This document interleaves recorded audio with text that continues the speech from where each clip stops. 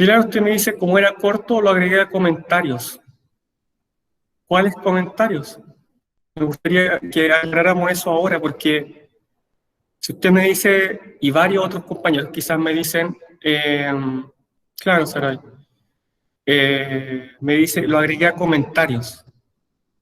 Quisiera saber cuál es la sección comentarios, porque yo dije, háganlo por Moodle, se responde Es acá. por la misma plataforma, profe, solamente que ahí dice comentario un poquito más arriba y se responde, así como lo hice yo igual.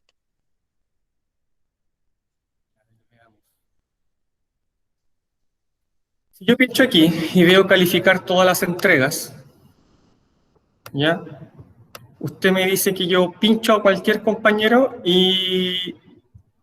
A ver, veamos a su compañero y lo encontramos.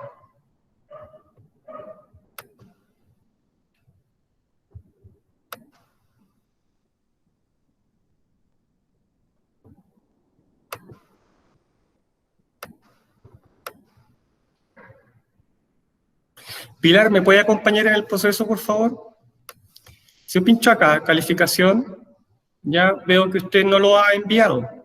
Entonces, indíqueme, por favor, dónde debo dirigirme para encontrar su respuesta. Pero hábleme, porque no la estoy leyendo en los comentarios, por favor.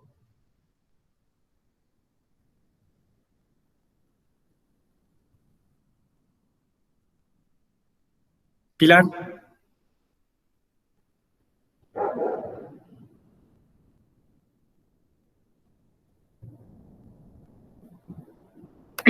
Profe, sí, dígame. dice Pilar que lo va a hacer por Word y se la sube, pero yo igual vi una sección que decía comentario o agregar comentario o comentarios de la entrega y ahí se pueden agregar, no sé, escritos. ¿Puede bajar un poquito más o no se Claro, puede? sí, hasta ahí puedo llegar. Ah, claro. Ah, ¿por qué a usted no le aparece nada? Qué extraño. Profe, No, así como lo respondí yo. Yo lo respondí así porque me decía agregar comentario y ahí lo agregué. ya, dígame quién es usted y yo lo voy a ver. Constanza Carmona. Constanza Carmona. Es este mismo curso, Sí, ¿sí? Sí. Y está su foto, claro. también. Es que, ¿sabe qué, Constanza? No es lo mismo. No puede ser lo mismo porque usted, lo que hizo usted, es lo que hacen todos sus compañeros. Si usted me dice que lo hizo en agregar comentarios, quiere decir que lo hizo bien. Yo no voy a mostrar su respuesta. Pero si yo pincho acá, yo encuentro su respuesta, la encuentro, la leo, la corrijo, le pongo nota. ¿Ya? Pero, pero no hay otra forma, o sea, una segunda forma. La forma es en agregar comentarios y yo la veo. ¿Ya? La forma, Ahí mismo, eso mismo era. esa es la forma de contestar, que no hay una segunda forma de contestar. No sé si me explico, no hay una forma de agregar respuesta y agregar comentarios. O sea, si yo no encuentro la respuesta, así como la mandó usted, Constanza, y para todos los que están escuchando, si no la veo así acá, yo no la puedo corregir. Yo pincho ahí, corregir, y veo ahí, Constanza, enviado para calificar. Pero no dice calificado, enviado para calificar.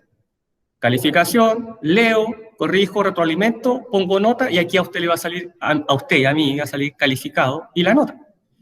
Y eso es todo. Pero una segunda forma, la única segunda forma de enviar la tarea es por correo y es porque, profesor, me falló la plataforma, marcaba un error y después de 10.000 intentos no pude, así que se lo mando por el correo. Y bien, yo se lo voy a recibir y está muy bien. Ahora, regreso aquí, leo a Lucas, sí, solo eso, no me sale enviar. Me puse a agregar entrega, no en eso de comentarios. ¿Qué hago? Agregar entrega. Si no lo puede escribir Lucas en Moodle, me lo manda por correo. ¿Ya?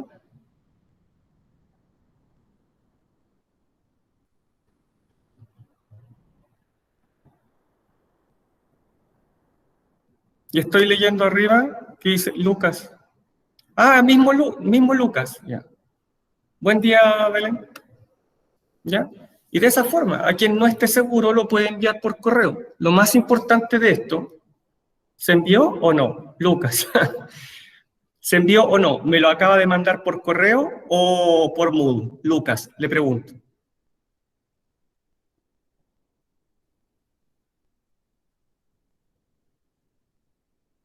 Profesor, ¿le llegó la tarea por Moodle? La suya sí, Francisca. Plataforma PH, ya. Profe, no sé si aparece mi nombre de entregado ahí. ¿Puede revisar? Saray y Lucas.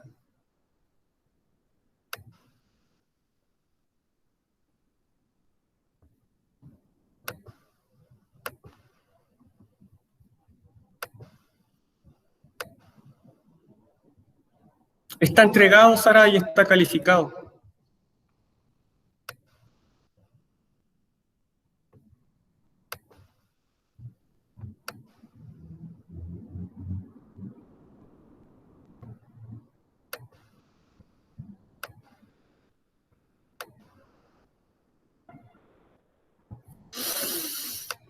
Lucas, está sin entrega. Está sin entrega, Lucas. Si tiene problema con la plataforma, envíemelo por correo. Nadie lo va a retar, nadie se va a enojar. Yo no hago eso. ¿Ya? Ya. En síntesis, ¿de dónde surgió esta conversación? De aquí.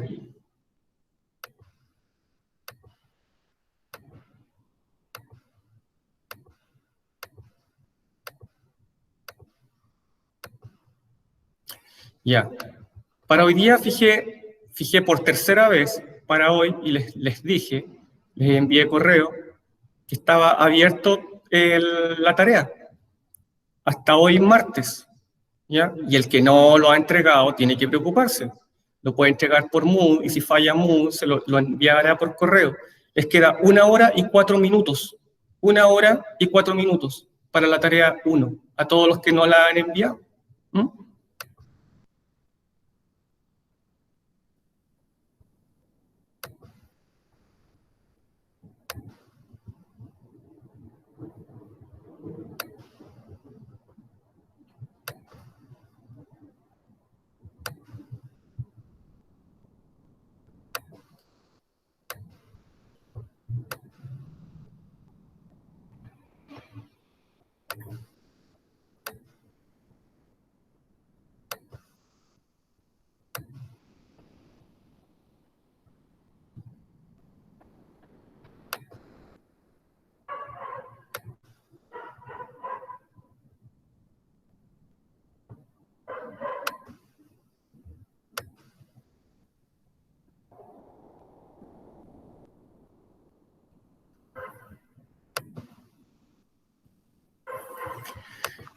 Lucas, lo voy a revisar una vez que termine la clase.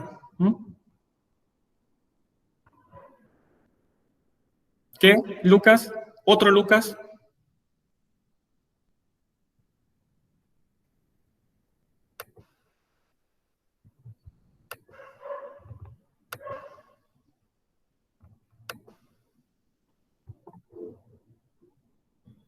Bueno, perfecto. Si por correo, por Moodle, primero por Moodle, si no puede por Moodle, por correo.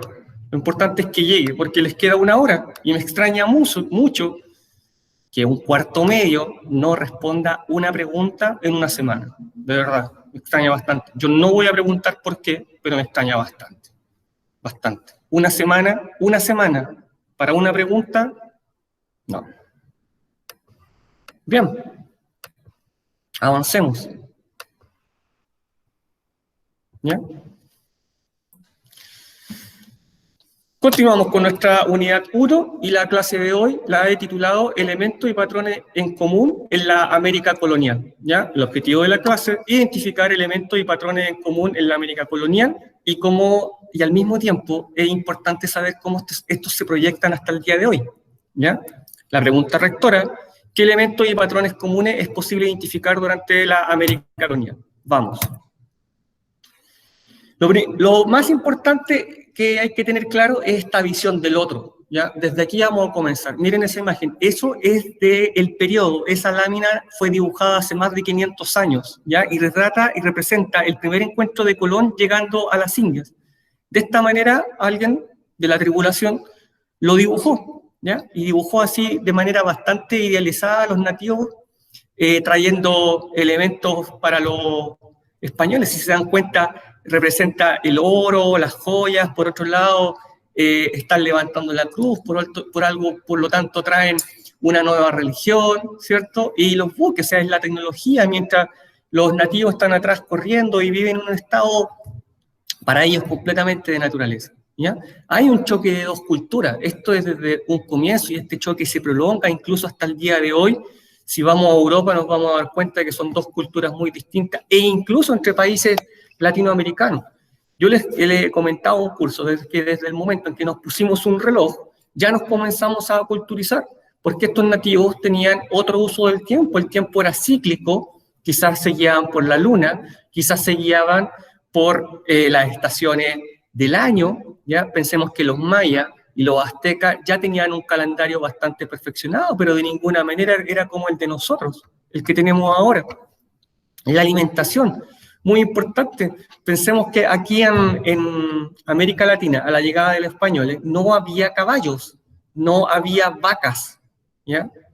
No había vacas, ¿ya? Esto es bastante importante porque influye mucho en el tipo de alimentación. Aquí no existían los mismos alimentos que en Europa, y también en Europa no existían los mismos alimentos que acá. Pensemos que aquí ellos conocieron el cacao, ¿ya? Los españoles conocieron el cacao. Trajeron el trigo. Acá no había trigo, aquí había maíz, pero ellos no conocían el maíz y se produce el intercambio, el lenguaje. Por supuesto, el lenguaje. Los españoles llegaron hablando castellano y aquí hay una multitud de tribus y pueblos que hablaban cada uno sus propios dialectos y entre ellos no se entendían. Una religión, los nativos tenían varios dioses, explicaban todo a través de un pensamiento más simbólico, ¿ya? Explicaban la lluvia, los fenómenos naturales a través de dioses. Los españoles traen una religión monoteísta, algo totalmente nuevo, y hay una relación diferente con el entorno natural, ¿cierto? Sabemos que los nativos ocupaban la naturaleza para alimentarse y extraían solo lo necesario, en cambio los españoles traen un afán extractivista. La forma de vestir, ya lo pueden ver ustedes ahí en la lámina, y el fenotipo, ¿cierto? El español es un poco más alto, es de tez blanca, si bien tiene el pelo negro en su mayoría, sobre todo si es mediterráneo. Ya en cambio los nativos tienen la piel bastante más oscura. ¿Cómo vamos a organizar esto? ¿Cómo lo vamos a estructurar? En diferentes ejes, ¿ya? Elementos comunes que comienzan a aparecer en Latinoamérica durante la colonia, pero en diferentes ejes. En primera instancia vamos a ver un eje económico, ¿ya? ¿Qué es lo importante del eje económico? El español llega con un afán extractivista, ¿ya? De extraer recursos naturales. ¿Qué le interesa? Sobre todo el oro, la plata, algunos otros recursos naturales como los que están allá. Para eso necesita extraerlos, y para extraerlos necesita mano de obra, ¿ya? Para obtener esa mano de obra, ¿a quién van a recurrir? Sabemos que recurren a la población nativa, ¿ya? A los pueblos originarios, pero no solo a ellos, como vamos a ver más adelante. De esta forma obtienen estos recursos, ¿ya? Pero ¿cómo lo organizan? Se entregan terrenos, ¿ya? A los españoles, a los conquistadores, en nombre del rey, y estas se van a llamar en primera instancia mercedes de tierra. Bueno, ahí tú tienes 1 hectárea, otros 10 hectáreas, tienes un terreno, lo puedes cultivar, si encuentras ahí una mina, puedes extraer los minerales, ¿ya? Y te vas a quedar con eso. Tú no eres el propietario es el rey, pero tú lo vas a extraer, porque la metrópoli española le entregó las colonias a los privados. ¿Para qué la vamos a extraer nosotros? ¿Para qué vamos a trabajar nosotros si podemos darle el trabajo a los privados? Que el privado ocupe de mano de obra a los nativos, ¿cierto? Y a nosotros nos pague el impuesto. Y él se hace rico. ¿Y qué nos interesa a nosotros? Que nos pague el impuesto. ¿A qué recurre? A la encomienda. Merced de tierra luego va a ser la encomienda, que es el mismo pedazo de terreno, ¿ya? Pero se va a llamar encomienda. El español que la administra es el encomendero, y los nativos que trabajan son los encomendados. También va a haber una mita, que en esta oportunidad no la vamos a pasar, ¿ya? Que es el trabajo en la minería y la esclavitud, ¿ya? Que eso es muy importante. Ya, todo esto se lleva a cabo por medio de un monopolio comercial. que también lo vamos a profundizar más adelante, que es el sistema económico que utiliza España en las colonias. ¿Y cuáles son los productos que les interesan o los recursos que les interesan a los españoles? El oro, la plata, algodón, azúcar, tabaco, dependiendo de la zona geográfica, en Chile no hay tabaco, algunos cueros, perlas y grana cochinilla. Quizás conozcan la grana cochinilla, es como la chinita, como un pulgón, que crece en los nopales, se desarrolla en los nopales, y se muele, ¿ya? Y con eso se fabrica un tinte rojo, similar a la púrpura, al que se obtiene del murex en el Mediterráneo. ¿Ya? Ya. Entonces, primer punto del eje económico, la encomienda. Ya, la encomienda dijimos que este era este pedazo de terreno que se le entregaba, ahí en la lámina hay una, se le entrega a los españoles y ahí hacían trabajar a los indios. ¿Bajo qué concepto? De que el indio, voy a decir indio en los términos coloniales, no era un esclavo, era un súbdito de la corona, por lo tanto no podía ser esclavizado, podía ser sometido a trabajos, ¿ya? ¿Y por qué tenía que ser sometido a trabajo a cambio de qué? Este era el concepto. El indio tiene que trabajar porque tiene que pagarle un tributo al rey, ¿ya? Ya, tiene que pagarle un tributo al rey, pero el indio no tiene dinero, ¿ya? Y aquí, por ejemplo, en Chile había muy poco oro. Ah, entonces paga con trabajo. Claro, paga con trabajo. ¿Y qué recibe a cambio? ¿Qué es lo que el indio está pagando? Lo que está pagando es súper importante. A él se le está dando a conocer el Dios verdadero, la religión verdadera.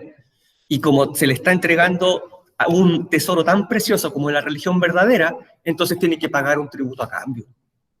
Claro, eso es lo que tiene que hacer. ¿Ve? No percibía un salario, ¿ya? Porque la recompensa era la evangelización, ¿ya? Y en esta encomienda el indio trabajaba principalmente en la agricultura, ¿ya? Y era controlado por un encomendero. ¿Qué tenía que hacer el encomendero a cambio? Tenía que contratar a un cura patero, a un cura doctrinero, lo mismo, ahí está. El cura patero, el cura doctrinero, tenía que venir todos los días a evangelizar a los indios, ¿ya? Y entregarle el catecismo. Desde ya bautizarlo, y luego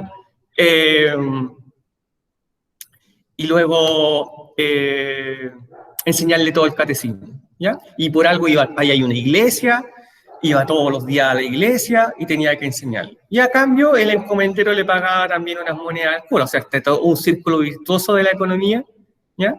Este es el primer rasgo. Esta encomienda se extiende prácticamente por toda la colonia latinoamericana, ¿ya? Y comienza su declive en el siglo XVII. ¿Por qué? Porque el encomendero comienza a obtener mucho poder, ¿ya? Mucho poder. Y eso lo teme el rey en España. Entonces comienzan a disolverse y a quitarse la encomienda y se le empiezan a entregar a otros privados, ¿ya? Comienza a aumentar el trabajo también asalariado y los indios disminuyen. Otro punto importante, que es común a toda Latinoamérica, es que la encomienda comienza a decaer porque baja mucho la población indígena. Entonces ya no hay tantas personas, tantos nativos, para hacerlos trabajar, ¿ya? En la encomienda. Y ya a finales del siglo XVIII, la encomienda finalmente se acaba y es abolida. Sobre todo en Chile, a finales del siglo XVIII, la encomienda es completamente abolida, ¿ya?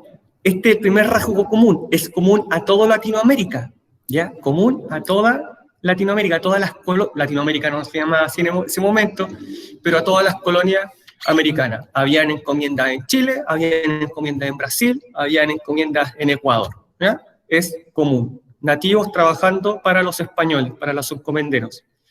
¿Por qué? Porque eran súbditos. ¿Qué tenían que pagar? Que se les enseñara la religión del Dios verdadero.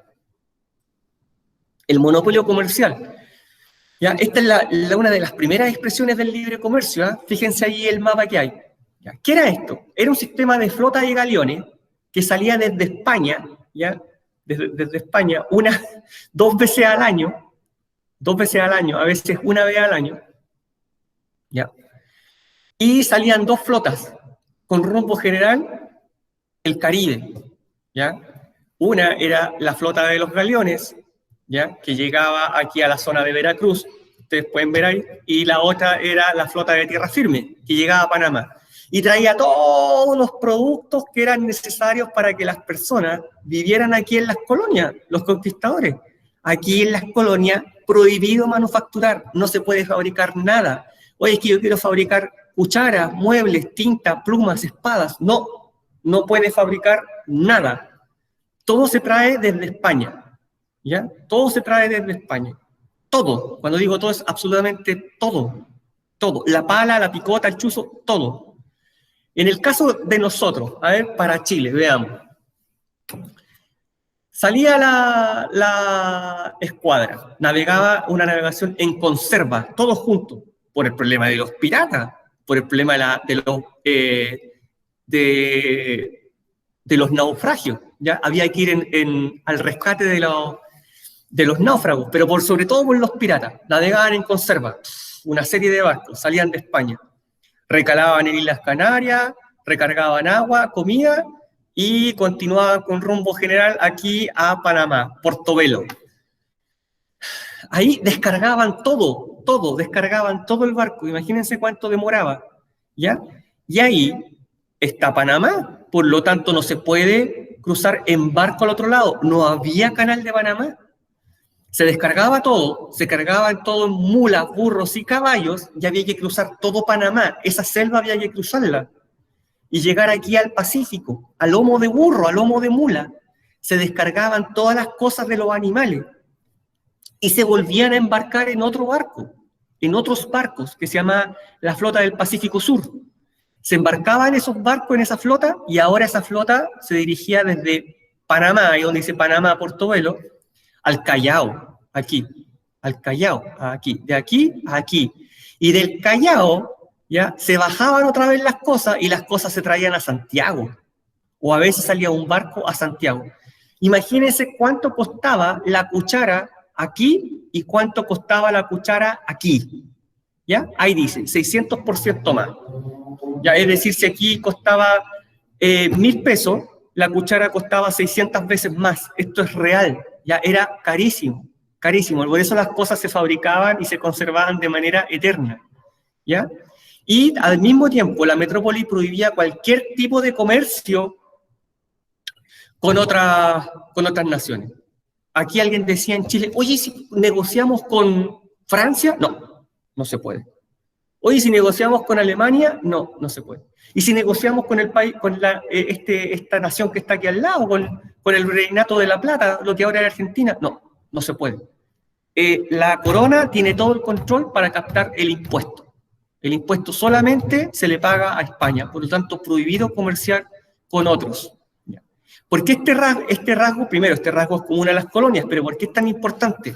¿Ya? Porque crea un sentimiento de querer libertad económica dentro de toda América Latina. ¿Por qué no podemos comerciar con otras naciones? Nosotros creemos que sí, que tenemos que comerciar con otras naciones. Nos cobran un montón de dinero por una cuchara, tenemos que pagar el impuesto, queremos comerciar con otros. ¿Dónde surge este sentimiento? En los criollos, ¿ya? En los criollos. Por algo, en 1810, por más que le juran lealtad al rey, luego de la primera Junta Nacional de Gobierno, lo primero que hacen es decretar el libre comercio. Lo primero, sí, le juramos lealtad al rey, pero vamos a decretar el libre comercio. Claro que sí, ya está bueno de abuso. Y ese sentimiento, ¿ya? Es en todas las colonias americanas, ¿ya? La esclavitud negra africana, ¿ya? Terrible para las personas que fueron extraídas desde África, ¿ya? Se calcula que fueron aproximadamente 12 millones, ¿ya? De africanos los que fueron secuestrados desde África. Esa es la explicación, ¿ya? De por qué en Chile hay gente más morena que otra y en otros países, sobre todo en la región del Caribe, hay personas afroamericanas, ¿ya? Que en Chile no hay, de manera natural y espontánea en Chile no hay, ¿ya? No hay, somos más mestizos que afroamericanos. ¿Y eso por qué? Ya lo vamos a explicar y lo van a ver también a través de otra imagen. Desde Inglaterra zarpaba un buque, ¿ya? Secuestraba africanos en la costa oeste de África, ¿ya? Iba y los comercializaba en esas zonas que está marcada con azul, ¿ya? La zona de plantación. ¿Por qué? Porque los nativos, pueblos originarios, trabajaban en la minería, en las zonas nucleares, en las zonas rojas, ¿ya? En cambio, la zona azul era la zona de plantación, donde habían cañaverales, donde había caña de azúcar. Si a un nativo lo llevaban a trabajar a ese lugar, se moría. Se moría de calor, se moría de enfermedad, lo picaba un mosquito y se moría. En cambio, el esclavo africano sí daba resultado. Ahí daba resultado, ¿ya? Otro motivo por el que se trajo esclavo africano es por la baja demográfica. Llegó a tal punto que no había nativos, ¿ya?, de pueblo originario tan bajo, porque murieron tantos, que hubo que traer esclavos africanos. Y se adaptó muy bien a este clima, sobre todo a la zona del cañaveral de azúcar, a la zona de plantación, ¿ya? Este sistema se fue perfeccionando, ¿ya?, a tal punto que aquí en las colonias se dieron cuenta que si pedían 5.000 cabezas, así decían ellos, le traían 5.000 esclavos, pero le podían traer 5.000 niños, ¿ya? Por lo tanto, este sistema se fue perfeccionando y dijeron, le vamos a llamar pieza de India. Pieza de Indias. ¿A quién? Pieza de Indias era un esclavo entre los 16 y los 40 años. Entre los 16 y los 40 años. Esa era una pieza de India, porque estaba en su edad de mejor actitud física para trabajar, ¿ya? Pero también tenía su equivalente. Una pieza de Indias, es decir, un esclavo, hombre, de entre 16 y 40 años, era equivalente a una mujer y su hijo. A este punto llegó este sistema de la esclavitud, tanto que fue perfeccionado, ¿ya? Una mujer y su hijo era equivalente a una pieza de hijos grandes, ¿ya? Una mujer y 2 hijos chicos, ya, también era equivalente a una pieza de India. Los esclavos eran traídos ahí a la zona caribe, eran mantenidos un tiempo en cuarentena, traídos en condiciones pésimas, pero realmente infrahumanas, miserables. Muchos de ellos se suicidaban en el trayecto, lanzándose al mar, ¿ya? Se tenían en cuarentena, después de la cuarentena se descargaba, así decían ellos, descargaban el buque, los bañaban, le hacían una inspección visual, y luego de eso eran tasados, o sea, este vale tanto, este un poco más caro, y les ponían precio, ¿ya? Y una vez que les ponían precio, eran vendidos y eran marcados. ¿Con qué? Con un hierro caliente, ¿ya? Eran marcados, por si se escapaba para poder buscarlo. Algunos pocos derechos que tenían, se podían casar, y ese derecho a casarse estaba por sobre el derecho del patrón. Muchas veces se veía que un esclavo se escapaba, una esclava se escapaba, se juntaban en una iglesia, en una capilla, el cura los casaba, y en el momento que los estaba casando, llegaba el dueño a reclamar a ese esclavo que se había escapado. Pero como estaban casados, el cura no podía dejar que se los llevaban. Tenían que llegar ahí a un acuerdo de dónde iba a vivir la pareja. No podían ser separados, ¿ya? Porque la iglesia estaba por sobre todo. Eso sí que sí, ¿ya? En síntesis, el comercio atlántico de esclavos fue una realidad en las colonias americanas, trabajaron en las zonas nucleares, ya fue importantísimo para el desarrollo de esa área, y hasta el día de hoy tiene como consecuencia esta especie de mezcla que se ha producido entre una serie de tradiciones de culturas africanas que conviven junto con las tradiciones latinoamericanas, sobre todo en el ámbito de la religión. Ya les conté a ustedes en la clase anterior, cuando yo vivía en Haití, se hacían rituales vudú. Ahí hay una mezcla, ¿ya? Ahí se produce ese proceso. Una serie de tradiciones africanas mezcladas con tradiciones de la religión católica en Latinoamérica. Podemos ver también una serie de santos y una serie de vírgenes negras, ¿ya? Negras, no mestizas, negras, ¿ya? A ese tipo de transiciones dio origen la llegada de estos esclavos africanos que lo pasaron muy mal durante aproximadamente 400 años, ¿ya? En América Latina. ¿Ya? Desde ahí, desde la costa de África, llegaban a diferentes lugares los esclavos. Llegaban a Brasil. De Brasil algunos eran conducidos a Argentina, o algunos directamente a Argentina. Y desde Argentina eran traídos algunos a Chile, pero sobre todo para ser ocupados en servicio. O sea, una persona peninsular, un español, compraba un esclavo negro, perdón, y lo vestía con ropa de lujo, ¿ya? ¿Y para qué lo tenía? Para que le llevara la sombrilla, ¿ya? El peninsular, a lo mejor el gobernador, iba caminando por las calles de Santiago y llevaba al lado un negro, y el negro le llevaba la sombrilla. ¿Por qué? ¿Por qué era para eso? Y vestido de lujo. ¿Por qué era para eso? Porque comprar el esclavo, primero era muy caro, luego mantenerlo era muy caro, ¿ya?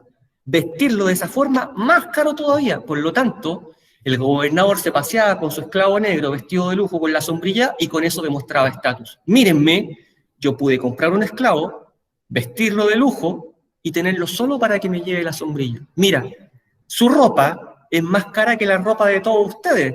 Por lo tanto, imagínense el poder que tengo, ¿ya? Para eso era ocupado muchas veces el esclavo. Tenemos la hacienda colonial. Hasta el día de hoy hay rasgos de esta hacienda colonial si es que ustedes han ido al sur, ¿ya? La hacienda colonial es un territorio rural bastante autónomo, es autárquico, ¿ya? ¿Qué significa esto autárquico? Que se mantiene a sí mismo, ¿ya? Yo he ido a fundos en el sur, que podríamos decir que son haciendas coloniales modernas con toda la tecnología, ¿ya? Pero la hacienda es autárquica hasta el día de hoy, ¿ya? Siembra, cosecha, fabrican su pan, fabrican su queso, porque obtienen su leche, obtienen su carne, tienen sus gallinas, sus huevos, es completamente autárquica. El agua la obtienen de un pozo, fabrican su propio carbón como combustible, ¿ya? Y también tenía en ese tiempo algo similar ocurre ahora, e incluso durante el siglo XX perduró bastante, tenía toda una organización social adentro, ¿ya? Toda una organización social que era una mini ciudad, un mini pueblo. Pero podríamos decir que hoy en día era una parcela, con la casa patronal ahí pintado de este rojo bien bonito colonial, y una larga extensión de terreno de muchas hectáreas, ¿ya? ¿Y cuál era esta organización social? Tenemos al patrón, por algo hasta el día de hoy decimos el patrón de fondo, ¿eh? Se pasea como patrón de fondo. En el fútbol dice, y entró como patrón de fondo al área, ¿ya? El patrón de fondo. El hombre de la casa en ese tiempo, la mujer no mandaba lamentablemente nada, ¿ya? El hombre de la casa, el patrón, que normalmente era un peninsular, un español peninsular, ¿ya? No un criollo, ¿ya? Y era el dueño de la hacienda. Estaba su esposa, estaba su hijo, ¿cierto? Y tenía luego un mayordomo, el mayordomo, que controlaba toda la casa, controlaba todo. Aquí el inspector, ya podría ser el inspector, el que controlaba. En otras partes se le llamaba el capataz, ¿ya? A veces andaba con un látigo, ¿ya? Para controlar. Pensemos que esto era la colonia. Luego estaban los inquilinos, que eran los trabajadores permanentes, ¿ya? De la hacienda. Eran permanentes, por decirlo de una manera, contratados. Y cuando estaba el inquilino con la inquilina, que eran pareja, eran esposos y tenían hijos, luego esos hijos eran heredados por el patrón o por el hijo del patrón y seguían trabajando ahí mismo, y así por generaciones, ¿ya? Por generaciones. Y luego estaban los peones y también otra categoría que se llamaban los gañanes, podríamos decir que eran los temporeros, ¿ya? El temporero. Y llegaba ahí un día golpeando la puerta, hablaba con el mayordomo lo llevaba a hablar con el patrón, le decía, se sacaba la chupalla y decía, patroncito, tendrá aquí una pellita, que tengo hambre, que vengo caminando de allá del otro campo, que no tengo... Mira, aquí hay harta pega, ahí está esta y esta pega, listo, a trabajar. Pero era temporero, a cosechar, temporero, ¿ya? Ese era el peón y el inquilino. Y esa era la forma en que se ordenaba la hacienda. Este es un lugar bastante característico, que si bien es colonial, se prolongó durante el siglo XX en Chile, y si vamos ahora al fondo, hay toda una tecnología, ¿cierto?, de producción, pero si ustedes entran y conversan con las personas, todos van a hablar del patrón, Todos van a hablar del patrón y del hijo del patrón, el patroncito o el patrón chico. ¿Ya? Y usted, señora Juanita, ¿cuánto lleva trabajando aquí? Mi abuelita ya trabajaba acá. ¿Ya? Mi abuelita trabajaba acá. ¿Qué más tenían esta hacienda? Tenían una bodega de vinos, ¿ya? Tenía un molino, tenía una iglesia, ¿ya? Donde todos iban a misa el fin de semana. Todos, porque no ir a misa es cosa del demonio. Todos iban a misa, ¿ya? Pensemos que la religión aún estaba por sobre todo, era bastante teocéntrico el ordenamiento que había, ¿ya? La hacienda colonial. Tenemos un eje político, ¿ya? Donde había una administración dentro de la colonia americana. El rey dispuso que se crearan instituciones para controlar algunas desde la metrópoli y otras dentro de la misma región latinoamericana. ¿Quiénes estaban en los altos cargos? Pregunta que salió en la prueba de diagnóstico: los peninsulares, ¿ya? Los nobles peninsulares que llegaban desde España. ¿Quiénes ocupaban los cargos más bajos? Los criollos, hijos de españoles nacidos aquí en las colonias. ¿Ya? Eso es, no se les olvide. ¿Ya? Y esta administración comenzó a funcionar en toda la región latinoamericana, en ese tiempo en las colonias, ¿ya? En este sector azul que podemos ver acá. ¿Ya?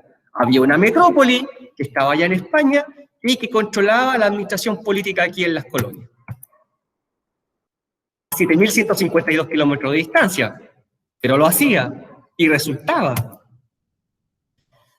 Esto yo creo que ustedes lo recuerdan muy bien. Esta organización, ya no es necesario para nada que se la aprendan de memoria, es simplemente la síntesis de toda la administración colonial. ¿Qué controlaban los españoles peninsulares? Todo, excepto el cabildo. Y el cabildo estaba a cargo de un criollo, un equivalente al alcalde. Imagínense el alcalde a cargo del cabildo y proyecten esto a la actualidad. La municipalidad, el cabildo veía problemas de pelea, problemas de aseo, de ornato, de obras públicas, algo similar a hoy día no ha pasado la basura. ¿Ya? Todos esos problemas entre vecinos los veía el cabildo. Y se hacían las reuniones ahí en la plaza, se convocaba a un cabildo abierto o a un cabildo cerrado, donde todos podían dar su opinión. ¿Ya? Era, en alguna forma esto era bastante democrático, pero era el nivel más bajo. ¿Ya? Era el cabildo. Ese estaba al mando de un criollo, recuerden. Y por supuesto las otras instituciones estaban a cargo de peninsulares. Algunas en la metrópoli, como el Consejo de India y la Casa de la Contratación, y otras en América, virreinato, capitanías, audiencias, corregidor. ¿Ya? No voy a profundizar en esto porque esto es de octavo, solamente quiero que vean cómo se proyecta esto a la actualidad y cómo estos rasgos comunes fueron identitarios para crear esa misma identidad latinoamericana. Tenemos un eje social, ¿ya? La sociedad colonial no era muy diferente a la sociedad que tenemos hoy en día porque fue producto del mestizaje, ¿ya? Producto del mestizaje. ¿Por qué? Habían tres grupos principales, tal como dice ahí, los españoles, los indígenas y los africanos, ¿ya? Tres grupos como ustedes bien saben, ¿ya? ¿Qué pasó? Los españoles no tenían ningún problema de mezclarse con las mujeres de los nativos, incluso con mujeres africanas, ningún problema. ¿Por qué? Porque para el español le interesaba que estuviera bautizada, nada más que eso. ¿Está bautizada? Perfecto, ningún problema, ahora es mi esposa, ¿ya? Mi amante, ningún problema, y puedo tener hijos con ella, porque también van a ser bautizados, ¿ya? Son hijos de Dios, recordemos que son súbditos las coronas, no hay ningún problema, ¿ya? Entonces, como se comienzan a reproducir, ¿ya? Se produce este mestizaje. Puede ser forzoso o voluntario. ¿Por qué forzoso? Porque muchas veces los nativos, piensa en el caso de los mapuches, a través de los malones, iban y raptaban mujeres españolas. Y ocurría lo mismo al contrario. Muchas veces después de un combate, una batalla, los españoles capturaban mujeres de los nativos y las hacían sus mujeres. ¿Ya? No tenían ningún problema con eso. Ningún problema con eso. Y esto dio origen a este mestizaje, ¿ya? Y a una pirámide estamental con diferentes clases. Entonces, miren esa imagen que está ahí, ¿ya? Ustedes sabemos que el blanco europeo con un nativo da origen a un mestizo, lo que somos nosotros, yo, ustedes.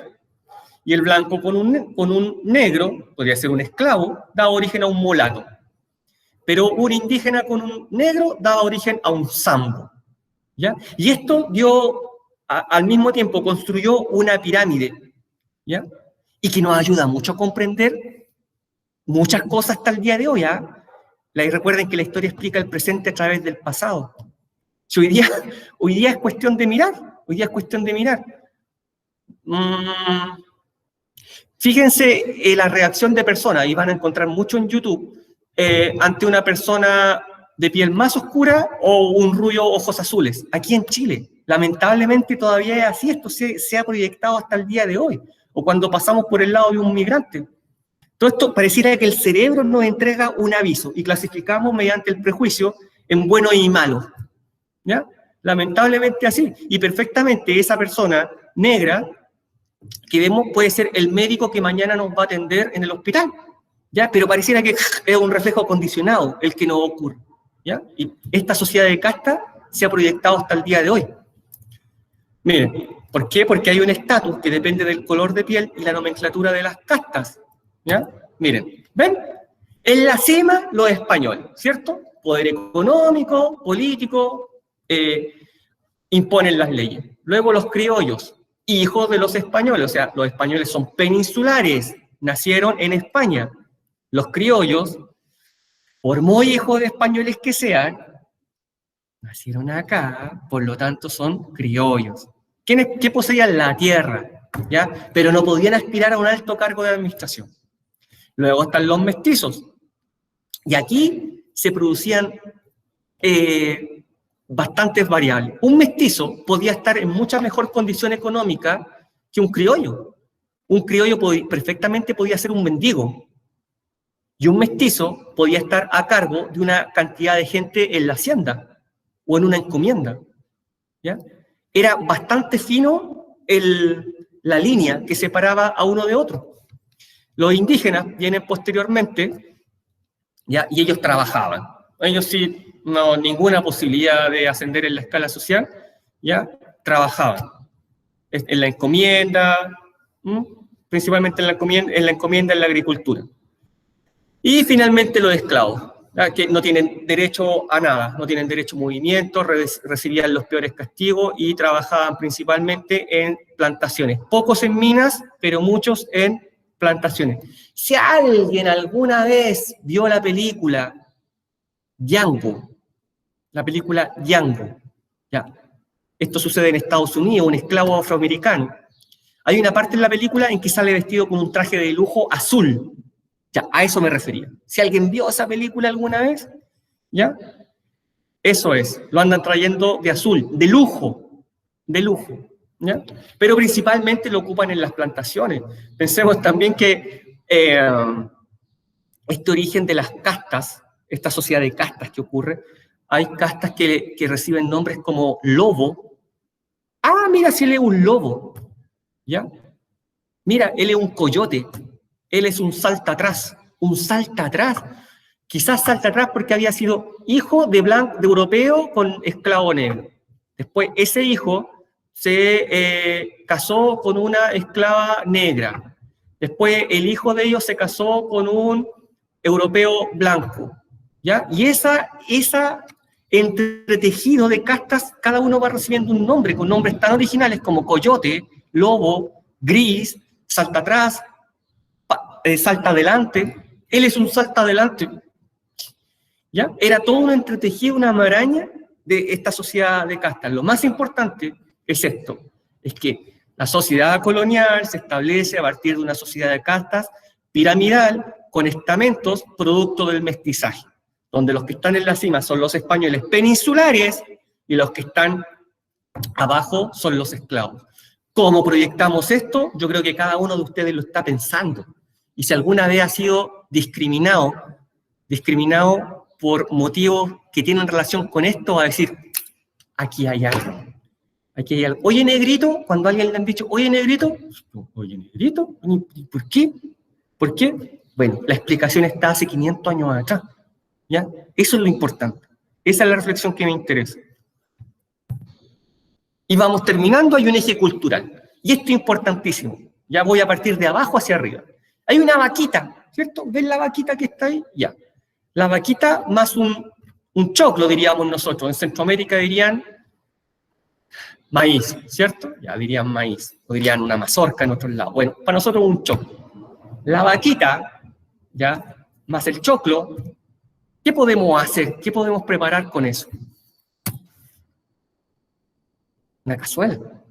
Así, pero profe, qué cruel. Bueno, este es un ejemplo histórico. Aquí no se pretende hacer otra cosa. ¿Ya? Tenemos una cazuela. Pero resulta que, ¿quién trajo la vaca? Los españoles. ¿Y quién trajo el choclo? Lo del choclo ya estaba acá. Por lo tanto, se produce un sincretismo cultural. En esta oportunidad, en la gastronomía. ¿Qué es este sincretismo cultural? Es esta mezcla de diferentes culturas, ¿ya? Que se produce paulatinamente, ¿ya? Paulatinamente de común acuerdo, ¿ya? De común acuerdo. Es una transculturación. Yo aporto este elemento y tú aportas este elemento. Ese es el sincretismo cultural, ¿ya? Yo voy a aportar esta diosa que tengo aquí en este territorio en México. Y el español dijo, bueno, entonces te voy a enseñar el catolicismo con esta virgen, porque voy a aprovechar que tú tienes una diosa. Choque de culturas, la Virgencita de Guadalupe. Ahí está. Eso es. Fíjense en la Virgen de Guadalupe cómo está dibujada tradicionalmente. Y en muchos elementos indígenas. En el original, fíjense el color de la piel. No miren una estampita ahora moderna. Ahí está.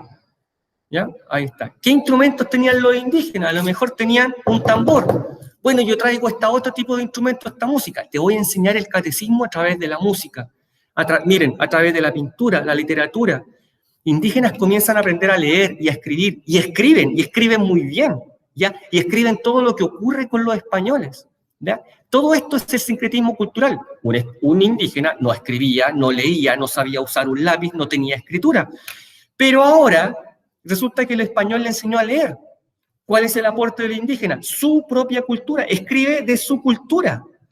Sincretismo cultural. La danza, ¿para qué decir? O sea, tenemos la combinación de un baile español con un baile latinoamericano con influencia africana.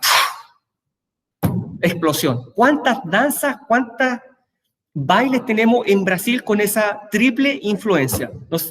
Cuando yo tenía 20 y tantos años bailábamos axé. ¿Ya? Onda, Mausiña. Quizá alguien ha visto algo de eso. ¿Ya? Y las tres influencias. ¿Ya? ¿Todo esto con qué intención? Con la intención de utilizar estos elementos para propagar la fe católica. Yo te voy a evangelizar. Ese es el principal punto, ¿ya?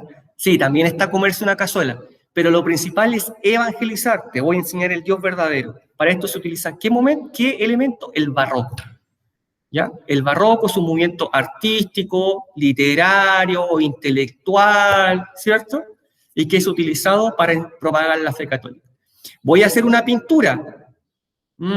Pero a esta pintura le voy a agregar elementos africanos, nativos, españoles, porque está Dios, están los santos, pero voy a agregar todos esos elementos y voy a hacer una pintura barroca para que todos me entiendan. Y cuando llegue aquí el nativo diga, oh, mira, ahí está la imagen del Dios que tenemos ahí en la pirámide azteca. ¿Ya? Y llegaba el africano y también se identificaba con algún otro elemento, quizás un santo era negro. ¿Ya? Y de esa manera se van identificando. ¿Ya? Esto es el sincretismo cultural, por favor, es importantísimo para la prueba. ¿Ya? Miren, una iglesia de piedra que tiene aproximadamente 400 años, en medio de la nada, en Bolivia, como 4.000 metros de altura. Una iglesia, por supuesto, cristiana, pero miren el elemento que tiene ahí arriba. Allá arriba, a la derecha, hay una sirena tocando una especie de charango, ¿ya? Con otros elementos paganos. ¿Qué hace una sirena ahí en el cristianismo? ¿Ya? Bueno, quizá era un elemento que los nativos entendían, ¿ya? Y que lo acercaba a la religión y lo hacía dirigirse a la religión, ¿ya? Vamos hacia allá porque no es tan extraña a nosotros, tiene elementos en común. Mira, dibujar una sirena, y la sirena para nosotros es La diosa que nos guía en el mar cuando pescamos. ¿Ya? Podría ser. La diablada, ¿cierto? ¿Ya? Es un baile pagano religioso, ¿cierto? Que tiene elementos nativos, tiene elementos traídos desde la metrópoli. Miren el traje, ¿ya? Eso no se encuentra ni allá ni acá originalmente. Es toda una mezcla, una transculturación, ¿cierto? La diablada, que la vemos en el norte, la vemos en la fiesta de la Tirana, la vemos acá en la fiesta de la Candelaria, en la cuarta región en la fiesta de Andacoy, ¿ya? Eso es. Pero hay otras corrientes de pensamiento que dicen que este es un proceso de aculturación, en que el español llegó, colocó el pie encima de la cultura indígena y no es transculturación, es simplemente que impusieron su propio modelo de cultura. Dos formas de ver el mundo. Sincretismo cultural, ¿ya? Es la mezcla, es la transculturación, yo aporto esto otro, y la aculturación es simplemente, tú no puedes ejercer más tu cultura, esto se acaba, y vamos a solamente imponer nuestra cultura. Dos formas de ver el mundo. Yo me quedo con el sincretismo cultural, porque este plato de cazuela, estoy seguro que no fue impuesto. Surgió. Evolucionó el charquicán, quizás, que es una de las pocas comidas completamente originales que tenemos. ¿Ya? El vocabulario, pensemos cuando usamos la palabra, te tengo un cahuín, mapuche, mapudungún. Échale un pichintún, mapudungún. Vamos a jugar a la cancha, quechua. ¿Ya? Toda esa es la herencia cultural que hasta el día de hoy usamos. O sea, esto yo no tengo ni que decirles la proyección que tiene hasta el día de hoy. Hasta el día de hoy comemos cazuela, ¿cierto? Bailamos la diablada. En Brasil hay mucho más, hay muchos elementos afroamericanos. Santos negros, como les estaba explicando. Y aquí tenemos nuestra síntesis, ¿ya? La síntesis, este cuadro es la síntesis de toda esta clase. Vimos la visión del otro, vimos los diferentes ejes económico, político, social y cultural. Hicimos una síntesis, ¿ya? Y tenemos nuestra tarea 2. ¿Cuál es nuestra tarea 2? ¿De qué forma se proyectan en nuestra sociedad actual los rasgos comunes adquiridos durante la colonia? Eso no lo vamos a hacer con el recurso audiovisual, porque si no resulta con escrito, menos va a resultar con el recurso audiovisual que yo tenía pensado. Ya, pero ¿dónde está esto? Y se los voy a explicar muy bien. Miren, está aquí. Y el COA, claro. Esto está aquí. Esto es común para todos los cursos. Miren.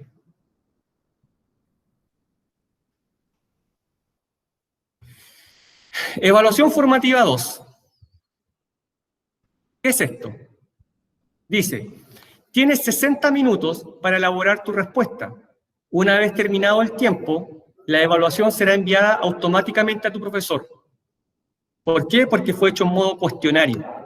Tienes 60 minutos para elaborar tu respuesta. Una vez terminado el tiempo y la evaluación será enviada automáticamente a tu profesor. Dice, este cuestionario se abrió hoy a las 8 de la mañana. Se cierra el próximo lunes. Pero una vez que lo abran, ya una vez que acepten abrirlo, tienen 60 minutos para contestar. ¿De qué forma pasa esto? Así. Se abre. Dice, ¿de qué forma se proyectan en nuestra sociedad actual los rasgos comunes adquiridos durante la colonia? Y se contesta aquí, miren, por favor. Así. ¿Ya? Así. Comenzar. Miren, este es el mensaje que entrega. El cuestionario tiene un tiempo límite de 1 hora. Luego de iniciar el tiempo, empezará a contar y no podrá pausarse. Debe finalizarlo antes de que el tiempo termine. ¿Seguro que desea empezar ahora? Sí, comenzar intento. Comienza el intento y ahí comienza a correr el tiempo. 54, 53, 52, 60 minutos. ¿De qué forma se proyectan en nuestra sociedad actual los rasgos comunes adquiridos durante la colonia? Ustedes responden, hacen su análisis, ¿ya? Y sigue corriendo el tiempo, lo revisan, están listos, quedan a lo mejor 15 minutos y terminar intento. Y yo lo recibo. Si ustedes se les acaba el tiempo, esto se va solo y me llega a mí. Ya, de esa forma lo vamos a hacer. ¿Y por qué? Porque me parece increíble que después de una semana haya alumnos que a aproximadamente 5 minutos de que se acabe el tiempo, no le va a aparecer la evaluación ahora porque está invisible. Termina la clase y la hago visible. ¿Ya? Ya. ¿Por qué lo hago así? Porque me parece increíble que todavía no me lleguen todas las respuestas. Una pregunta, una semana, cuarto medio, voy a reflexionar al respecto. No sé si alguien quiere comentar algo de lo que acabo de decir, pero más me interesa, en estos 5 minutos que quedan, si alguien tiene alguna pregunta, duda o consulta, mientras yo paso lista por segunda vez si hay algún compañero que se quedó fuera. Dudas, preguntas, consultas. Evaluación o no evaluación. Principalmente el contenido de la clase. Proyéctenlo. Proyecten ese contenido al día de hoy. Esa es la reflexión.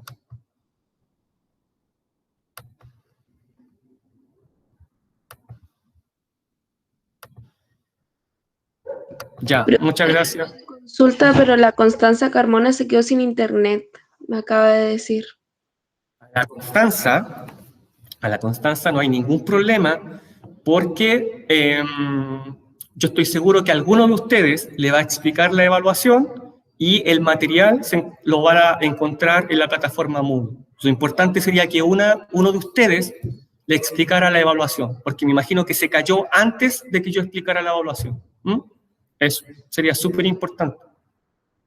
Y ustedes retroalimentense, yo hacía eso en la U, yo tenía mi grupo de amigos, de compañeros, y pucha, no es por nada, pero normalmente a mí me decían, Jorge, ¿me ayudas con esto, me ayudas con esto otro?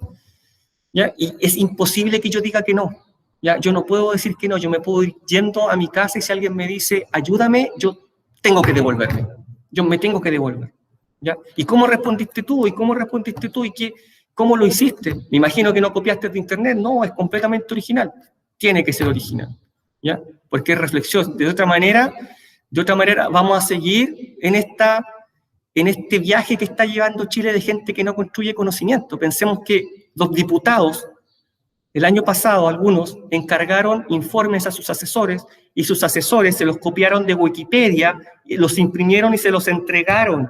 Y esos asesores recibieron millones de pesos de pago. ¿Ya? Esto es real, lo pueden buscar en internet. ¿Ya? Diputados de la República encargaron informes y les entregaron informes sacados de Wikipedia. Por favor, reflexionen, ¿ya? Y envíenme los trabajos. Puedo aceptar también algo por correo si es que no funciona Moodle. Y para entregar la primera evaluación quedan 2 minutos. ¿Hay alguna otra pregunta, duda, consulta? Ya, listo. Muchas gracias.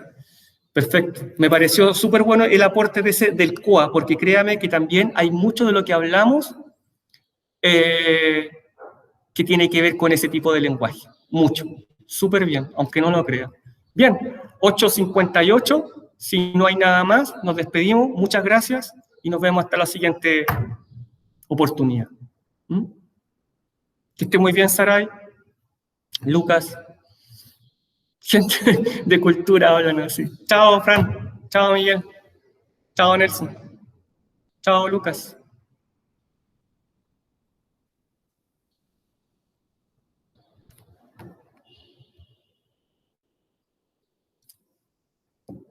Chao, Lucas. Lucas 2.